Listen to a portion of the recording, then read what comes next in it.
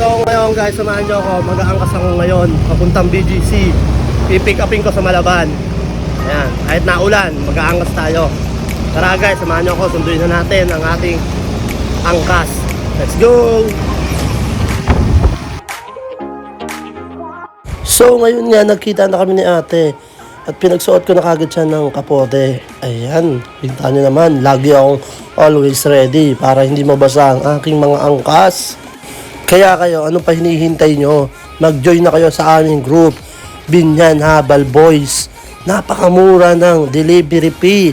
At higit sa lahat, mga gwapo ang mga driver. Tulad ko, gwapo ako. Charis!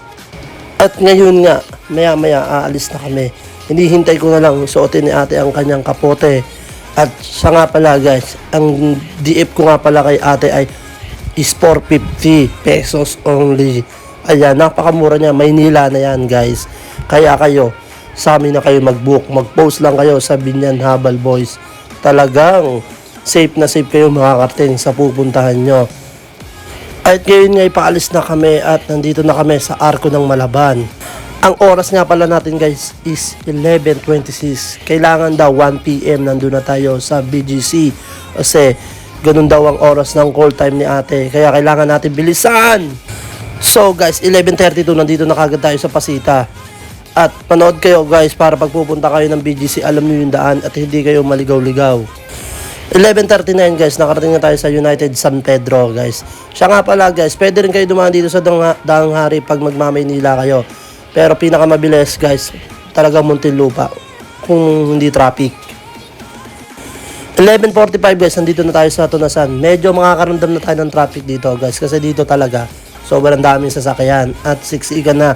Kaya kailangan veteranong driver ka para makasigit-singit ka sa mga sulok-sulok, pero kailangan lagi ka mag-iingat. Lalo't hindi nyo paggamay ang papuntang Maynila. Yan. Lagi kayo mag-iingat guys pag bibiyahe kayo Maynila dahil napakadaming tarantadong driver dyan. At siya nga pala guys, dito sa Muntinlupa, bawal ang counterflow guys. Kasi pag lumagpas ka dyan sa guhit sa kabila, uhulihin ka na guys pagdating mo ng Akasya. Asasarapin ka. Kaya dito ako sa gilid. At ngayon nga guys, nakaalis na tayo sa traffic sa Tunasan. Kaya medyo mabilis na ang biyahe natin dito. Doon kasi guys, maraming natawid na tao. Kaya mabagal ang usad ng traffic. So ngayon guys, saktong alas 12, nakarating na tayo sa Alabang. May 1 oras pa tayong biyahe. Kaya kailangan natin bilisan kasi minsan traffic sa bikutan. At ngayon nga guys, nandito na tayo sa Alabang. Kailangan guys, nasa gilid ka lang dito. Kasi guys, baka mamaya dire-diretso ka, mapupunta kang papuntang Las Piñas. Ikot ka na naman guys sa Star Mall. Kaya dito ka lang dapat sa gilid para dire-diretso ang biyahe mo. Manood kayo guys, para pagpunta nyo Maynila, hindi kayo patanga-tanga. Kaya wala namang bayad ang panonood. Kaya please, manood kayo. Huwag kayo rin maniniwala minsan dyan kay Google Map. Minsan, ilalagay kayo niyan sa alanganin. Kaya dito guys, manood kayo. Talagang nasa tama kayo. Ito, tama lahat ng tinuturo ko. Wala akong katarantaduhan na tinuturo sa tao. 12:07 guys, nandito na tayo ngayon sa Parañaque. Yan, medyo maganda ang biyahe natin guys. Kaso, takbong demonyo tayo. Natatakot na nga si ate, sabi niya ate, kuya, dahan-dahanin mo. Kaso sabi ko, ma'am, hindi pwedeng dahan-dahan. Kailangan mabilis kasi baka mamaya malate kayo sa trabaho nyo. Ayan, mababangga pa ako sa jeep niyan. Tarantado yung jeep na yan eh. O, tignan nyo guys. Kaya kayo, mag-iingat kayo dito. Tignan nyo naman. O, ako yung lulusot. Biglang pumasok. Ayan nyo. Ayan, dire-diretso lang guys ha. Walang kakaliwa kakanan ha. Saka ko na ituturo. Ituturo yung daan sa kaliwa. Papuntang Baclaran nyo guys. Tignan nyo guys. Kanina, muntikan na ako ha. Ha? Kaya kayo, mag-iingat kayo.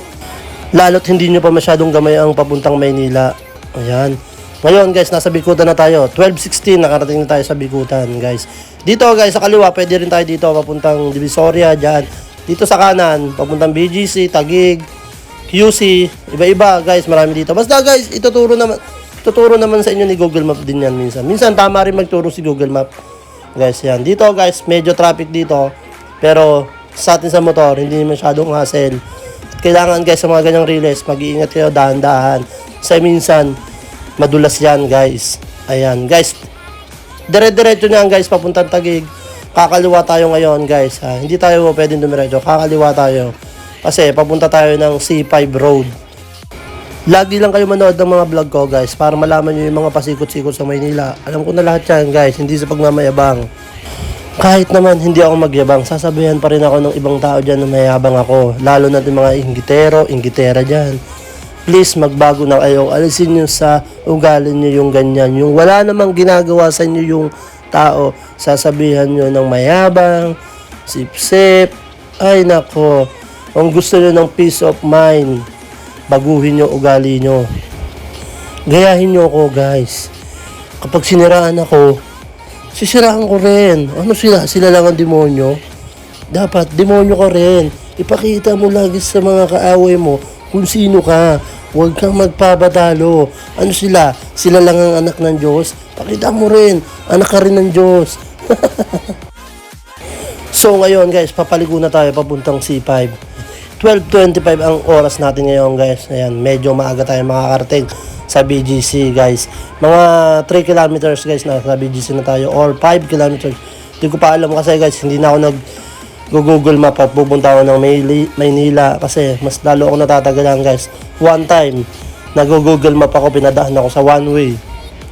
Nahuli ako guys, pero ginawa ko, dinramahan ko lang. Ayun, buti, mabait ang enforcer na nakahuli sa akin. Hindi katulad ng iba dyan, ayoko na i-shout out. At ngayon nga guys, nandito na tayo sa C5 guys. Guys, pag dadaan kayo dito, lagi kayo nasa gilid lang. Huwag kayong gigitna kung mahal nyo pa pamilya nyo. Kasi dito guys, pag nadali ka dito, hindi ka natitigilan dito sa C5. Depende na lang kung may puso yung driver. Kasi alam naman ng driver, kahit wala naman siya kasalanan, once na mapatay ka niya, kahit ikaw may kasalanan, makukulong ka. Di ba? Ganito batas sa Pilipinas guys. Kaya kailangan, lagi tayo mag-iingat. Pero minsan hindi di ba? Minsan kahit anong ingat mo, disgrasya at disgrasya talaga lalapit sa'yo. Lalo na kung panahon mo na talaga. Kung tapos ka na dito sa mundo, di ba? Ganun lang Kaya lagi mong pipiliin maging masaya. Kasi hindi natin alam hanggang kailan tayo dito sa mundong ibabaw. Kaya dito na natatapos ang ating vlog. Nakarating tayo bago mag-1. Salamat!